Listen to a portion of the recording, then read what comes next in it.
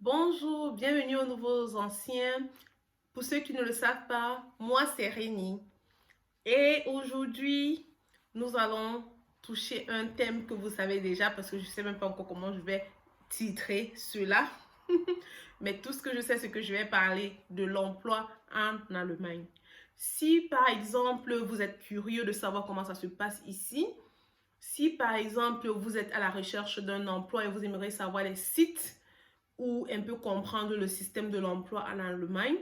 Si vous avez l'intention de travailler en Allemagne, arrêtez-vous et avançons ensemble.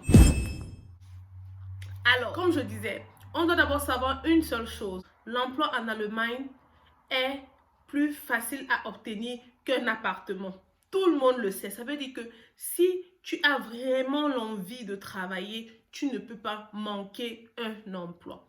Avant tout, on doit savoir un truc. On est en Allemagne. Qui veut dire quoi? On doit maîtriser la langue. On doit mettre cet atout de notre côté pour ne pas donner l'occasion à l'employeur de nous dire que qu'on est qualifié, mais on ne pourra pas être retenu pour cet emploi parce que notre niveau de langue n'est pas suffisant. C'est pour ça que je dis toujours et je reprécise et je ne manquerai pas de toujours préciser, se marier avec la langue, faire un avec la langue, étudier cette langue avec passion et amour. Oui, c'est ça notre devoir. Si on aimerait travailler dans ce pays, spécialement si on aimerait finir dans un bon boulot, ça veut dire quoi? Si on a par exemple étudié et je ne dis pas que les autres boulots ne sont pas bons, je vais dire le boulot de notre choix. Si on veut finir dans le boulot de notre choix, si par exemple on a fini d'étudier et on aimerait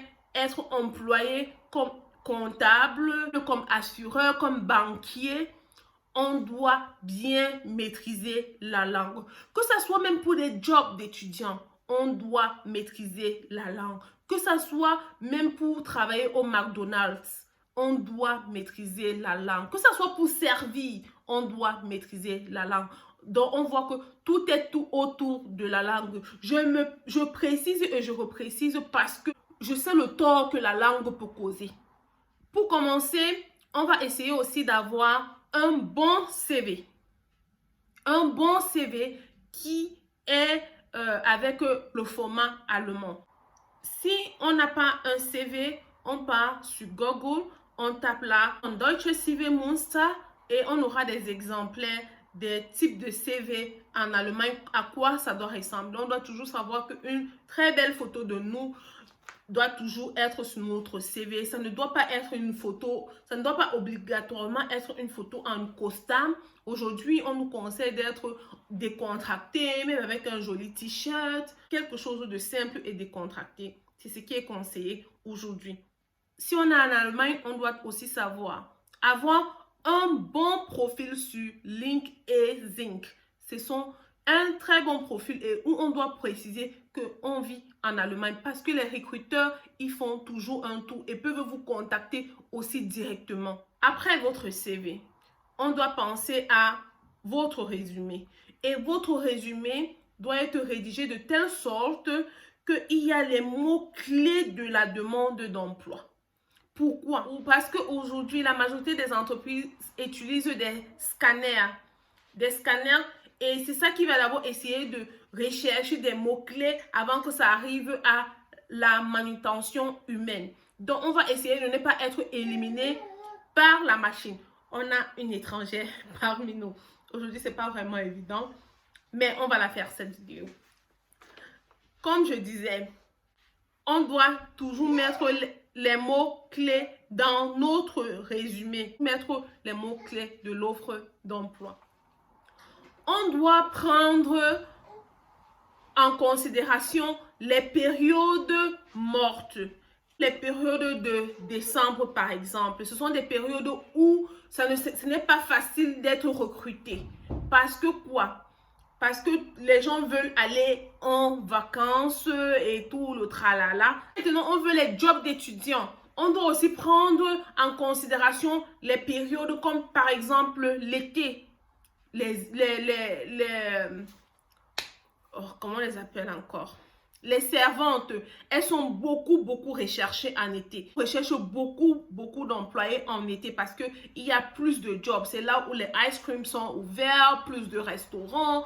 Donc, les servantes et les marques, en tout cas, tout passe plus en été. Donc, on a plus la possibilité de jobber en été qu'en hiver. Donc, on doit aussi être en mesure de pouvoir regarder les périodes de recrutement selon ce qu'on veut faire. Donc, si c'est qu'on a fini les études, on doit savoir que la période de décembre sont souvent les périodes très mortes. Si on est en train de rechercher des jobs, on doit savoir que le recrutement est plus haut en saison d'été. Il faut aussi savoir que ça dépend des entreprises, le recrutement est souvent très long, donc il faut être patient.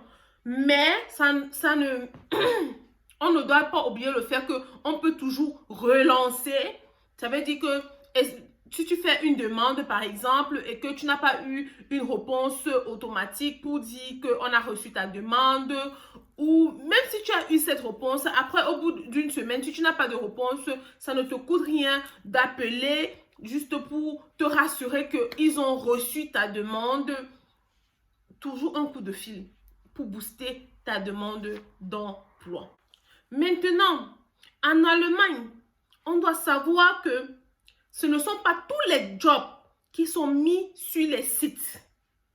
Ce ne sont pas tous les jobs qui sont mis sur les sites internet.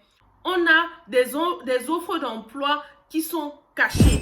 C'est ça qu'on appelle le marché caché. C'est ce qu'on doit noter. On a des offres d'emploi cachées. Qu'est-ce que j'entends par là? Ça veut dire quoi? Des offres d'emploi qu'on doit aller nous-mêmes chercher.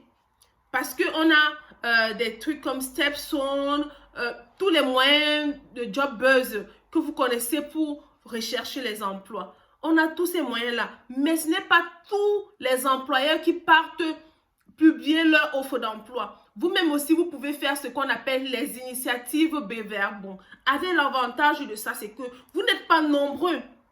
Parce que vous êtes peu à venir vers l'employeur et dire voici mon CV, voici ce que je sais faire, j'aime votre société parce que, même s'il n'y a pas un job, on peut créer un job pour vous selon ce que vous avez fait, selon le gefühl qu'ils ont eu avec vous. Donc, c'est ça. Toujours aussi vous orienter vers les initiatives Bewerbung. Toujours vous orienter vers les initiatives Bewerbung parce qu'on garde dans la tête que ce n'est pas tous les jobs qui sont publiés sur le net. Donc, on peut aussi aller faire du porte-à-porte. C'est autorisé et très encouragé. On ne va pas finir cette vidéo sans essayer de nous indiquer comment est-ce qu'on peut trouver les jobs qui ne sont pas cachés. Pour les étudiants, vous allez d'abord commencer pour chercher les jobs. Vous dirigez vers les tableaux d'affiches de vos universités. Vous allez regarder les tableaux d'affiches. Là-bas, il y a souvent des offres d'emploi. Peut-être comme quoi, tuteur. Ici, dans cette vidéo, on ne va pas essayer. On va essayer de rester bref pour ne pas faire long. Donc, je ne vais pas citer les types d'emplois. On va faire une autre vidéo pour avoir plus de détails par rapport à ça. Donc, vous allez vous diriger vers vos tableaux d'affiches où vous allez voir les offres d'emploi. Vous allez regarder eBay. Vous allez regarder les supermarchés, le tableau aussi. Quand je vais souvent à Edeka, il y a souvent des tableaux là. Allez vers ces tableaux. Il y a aussi les offres d'emploi là-bas. Vous pouvez voir une maman qui recherche un répétiteur pour sa fille en français ou en anglais. Vous avez cette chance-là. Vous pouvez parler français. C'est un très grand atout. Toujours le savoir et le garder en tête. Il y a le journal de la ville qui est souvent délivré on partage ça souvent le mercredi et le samedi. Je ne sais pas pour d'autres États. Là, je parle pour mon État, le Nordrhein-Westfalen. Mais je pense que ça doit être la même chose dans toute l'Allemagne. Si ce n'est pas le cas, s'il vous plaît, en commentaire, vous pouvez nous dire quand est-ce que les journaux sont délivrés dans votre ville. Donc, le mercredi et le samedi, dans ces journaux aussi qui sont gratuits, vous pouvez regarder les offres d'emploi à l'intérieur, que ce soit des jobs ou des emplois. Les sociétés font aussi des offres dans ces. Je vais terminer cette vidéo en vous citant 10 sites. Peut-être vous connaissez déjà ou peut-être qu'il y aura d'autres que vous ne connaissez pas. Donc, vous pourrez aller vous taper le titre. Vous mettez la filière ou le domaine que vous recherchez et vous mettez le site, comment le stade que vous recherchez, comment on appelle encore ça, ça devient un problème de langue là. Maintenant. En tout cas, le stade que vous recherchez. Ok. Donc, on va parler de jobmeza.de, glassdoor.de, jobhero.com, indeed.de. On sait déjà que Indeed, c'est un peu un site international. Il y a indeed.com, ça c'est pour chercher les offres d'emploi dans tout l'Europe. Donc, pour être spécifique, vous avez dit indeed.de, mindpracticum.de, backinjob.de, studentjob.de, thelocal.de, graduateland.com, stepstone.de, je crois que c'est ce qui est le plus connu par tout le monde, stepstone. S'il vous plaît, on ne va pas faire cette vidéo longue. Il y aura une autre partie pour parler des types de jobs d'étudiants qu'on peut avoir. Après, on va faire une autre vidéo pour parler des types de jobs en général après nos études qui sont faciles et accessibles en Allemagne. J'espère que vous avez aimé cette vidéo. J'espère que vous avez eu un petit bout de quelque chose de nouveau. Sinon, n'oubliez pas de vous abonner, de faire partie de cette nouvelle famille et de poser vos questions et je vais répondre. Je vois toutes vos questions. Je vais répondre à toutes ces questions. Je travaille sur ça. Ceci a été posé par quelqu'un de parler des jobs en Allemagne. Donc, c'est ce que j'essaye de faire. Je vais essayer de satisfaire tout le monde. Je ne peux pas le faire une seule fois, mais voilà déjà quelque chose. En attendant, on reste connecté. Amour et amour. Je vous aime.